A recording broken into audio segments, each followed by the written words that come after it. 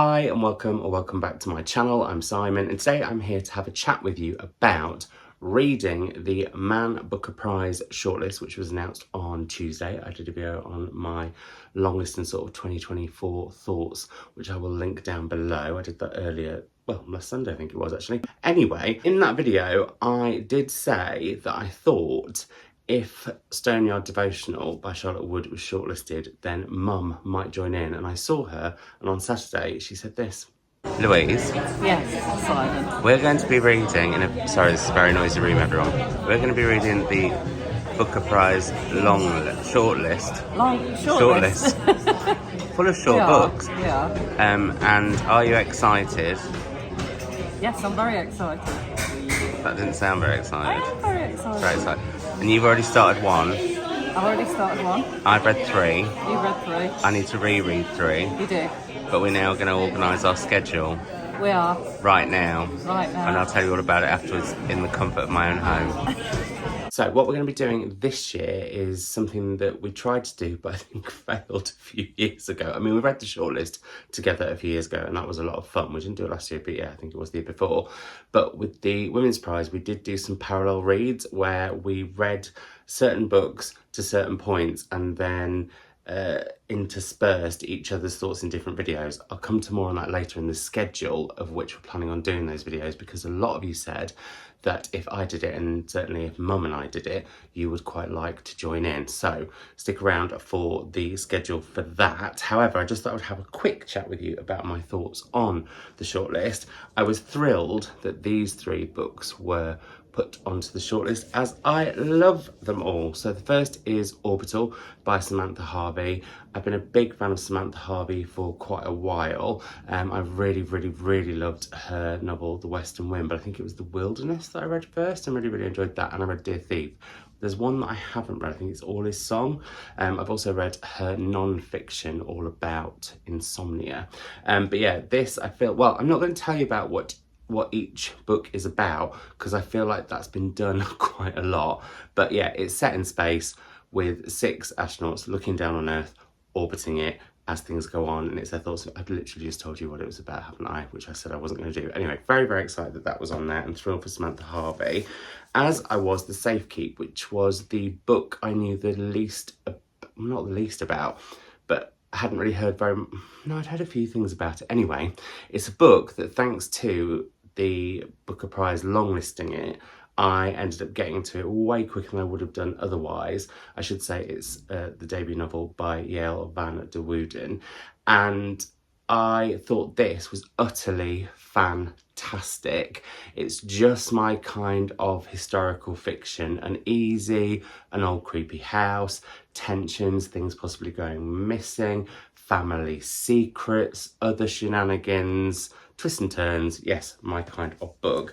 And then we have Charlotte Wood's Stoneyard Devotional, which I'm just so overjoyed for Charlotte to be on the Booker Prize. Well, I was overjoyed that she was on the long list, but like super duper overjoyed that she's on the shortlist, because so many more people are going to get to read this fantastic author who is one of my faves, has been since I read The Natural Way of Things about 10 years ago, when I heard about that via the first Tuesday book club, which is my favourite book shows that was on in Australia, but you could stream.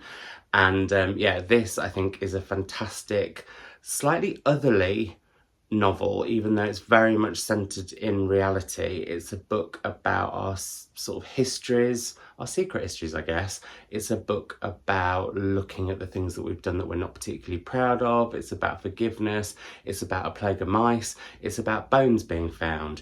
It's about strangers coming back into our lives. Again, I've told you what it's about, which I didn't intend to do, but yeah, absolutely loved all 3 of these, and they're all in my favourites of the year so far, which is a slight spoiler because I don't think I'd mentioned these 2 when I did that video, because I hadn't read them at that point. So that means you're right, 2 have had to be booted off that list. Anyway, moving on. Thrilled to see these on, and also it kind of gets me all the more excited for the other three, because I'm thinking, right, if the judges really love these and I really love these, then surely they're going to be absolute bangers. Let me try and swap, because Oscar's sat next to me. I don't want to pile a load of books on him. I nearly dropped them on him a minute ago.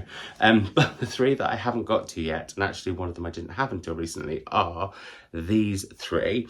And we'll start with the one that I bought at the weekend. It is Held by Anne. I say at the weekend, it is the weekend. Last week, I had a very bonkers week last week and the week before, and so I can't quite work out whether today's Monday, whether it's Friday, whether whatever day it is. But I know that this goes live on Sunday. Let's stick with that. Let's pretend it's Sunday and I filmed this on the day that you're seeing it, even though I haven't. Anyway, I bought this very recently and picked it up in foils as they had some copies, well, early, because I don't think it's actually out in paperback officially until Thursday the 26th. Anyway, blah, blah, blah. This one is the one that seemed to surprise most people that it was on the list. I've had a flick through. It's in vignettes, which really, really intrigues me. I did have proof of this. I cannot for the life of me work out where it's gone, but I don't have it. So thrilled to have this one. I actually think this is a nicer cover, I won't lie. But some people have said it's really boring. Some people have said it's overwritten. But lots of people, which has intrigued me the most, have described it as being a book that's very autumn. I think there's quite a bit of sitting around log fires and stuff. But also I'm intrigued how she gets kind of a whole family history, I think, into this amount of pages. I have read it before. I read Fugitive Pieces and really, really like that. So yeah, intrigued for this one. And as I said, because the judges have loved three books that I've really, really loved, I'm excited for it. I have to say, I had a copy of Rachel Kushner's creation Lake sent to me after the longlist was announced by the publisher. It arrived as a surprise in the post, and I wasn't sure how I felt about it because I hadn't really enjoyed The Mars Room. I didn't dislike it, I was just left a bit meh about it. But from what I hear, this sounds like it's the fun one. I won't lie, seeing Sarah Jessica Parker rave about it on her Instagram added my intrigue, or added to my intrigue of it. And I think this is going to be a bit more of a romp. So that intrigues me. I believe it's about, well, it's a spy novel that's sort of also about climate change. It's giving me slight Birnam Wood vibes by Eleanor Catton, only a bit more fun, a bit more pacey. And then, that was the other thing that I saw about this that made me really, really want to read it. It was described in one of the broadsheets as if you love to hate George Lamb, or George Lamb is a narrator that you love, but is or a character that you really love from Slow Horses, which I'm obsessed with the show, although, just going off on a tangent, not enjoying it as much now that it's out every week. I was really enjoying it when I binged the first two series, or was the first three series, and this one seems to just be, I don't know, I think it's because I'm having to space it out a bit more. I'm not quite as in. Anyway, moving on. My point was, I love Lamb in that, and he is an odious, really kind of vile, stinky, smelly, creepy, uncouth detective, and I've heard that the narrator in this is like the female version of that. So that to me sounds like a lot of fun. Somehow I'm really telling you all about these books when I really didn't intend to. And then the other one I've not read is James.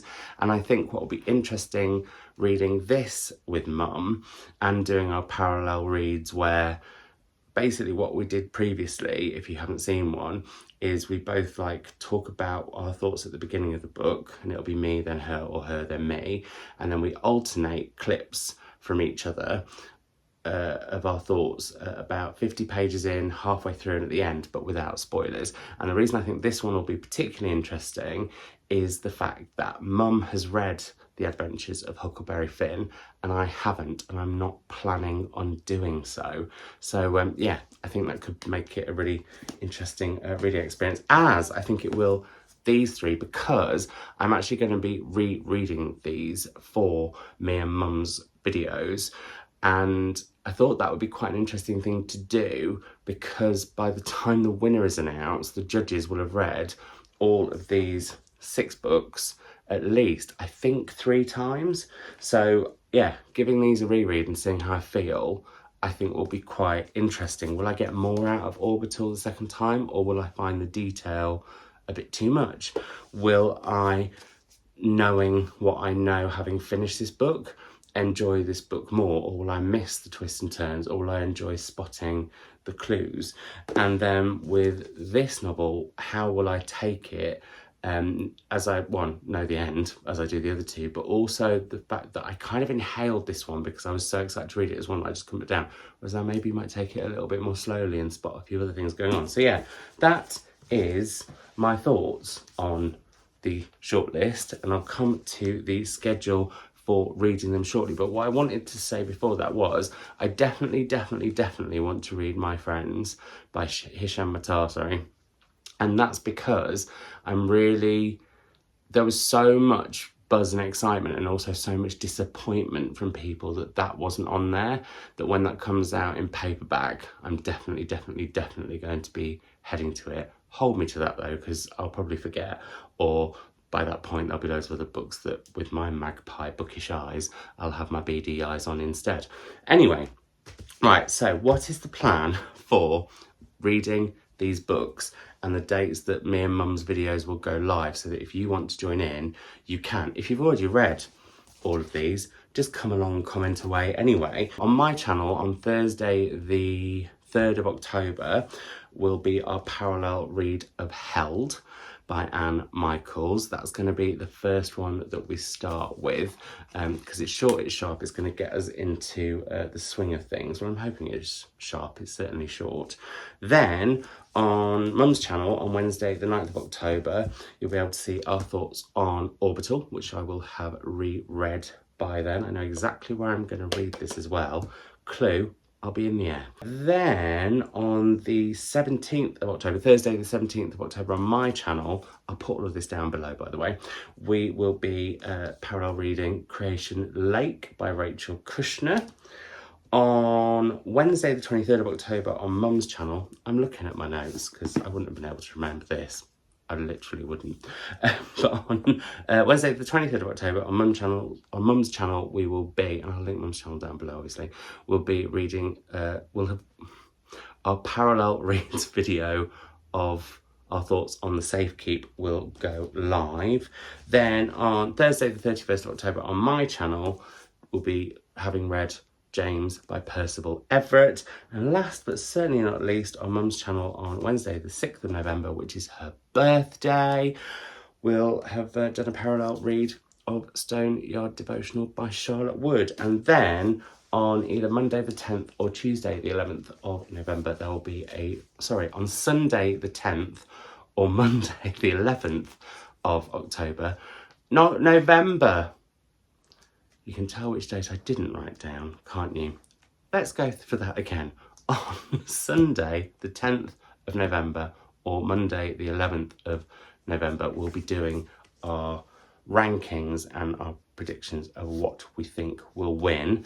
Last time we did that, I guessed correctly, so it's a little bit of a challenge. I'm really keen to see which ones we agree on, which we disagree on, how we get on with them all. It's going to be a lot of fun. I'm intrigued to reread the 3 that I've got to reread. I'm very excited to read the 3 that I haven't. So there we are. I will, as I said, put all of those dates down below so that if you're wanting to read along, as I said earlier, you can. We would absolutely love that. We could even do a hashtag of savaging the Booker or something maybe as we go. I would love your thoughts on the shortlist. Are there any other books that didn't make it that I should head to? I'm a bit torn on Wandering Stars because I've heard so many things about, like, you've got to read There before you read Wandering Stars, and then I also have heard, oh, you should read the beginning of Wandering Stars, then read There, and then read the end of Wandering Stars. That seems a lot to me and makes my head mildly hurt, but then at the same time, could it be an interesting challenge? I don't know. I've not read, and well, I think they're the only 2 novels that Tommy Orange has written, but yeah, I haven't read any of his work, but I have become much more intrigued to try There, particularly having had Wandering Souls talked about so much with it being longlisted. So yeah, there we are. There's the Booker Shortlist. I'm very excited to be reading it with Mum again this year. It'd be lovely if you are all going to join in, or if some of you are going to join in, or those of you who have already read the entirety of the long list and therefore the shortlist are going to join in with your thoughts. That would be lovely. But your thoughts overall on the 6, I would love down below, and anything else that you want to have a chat about in the comments, let's chat. And I will see you in another video very, very soon, probably Thursday. Bye.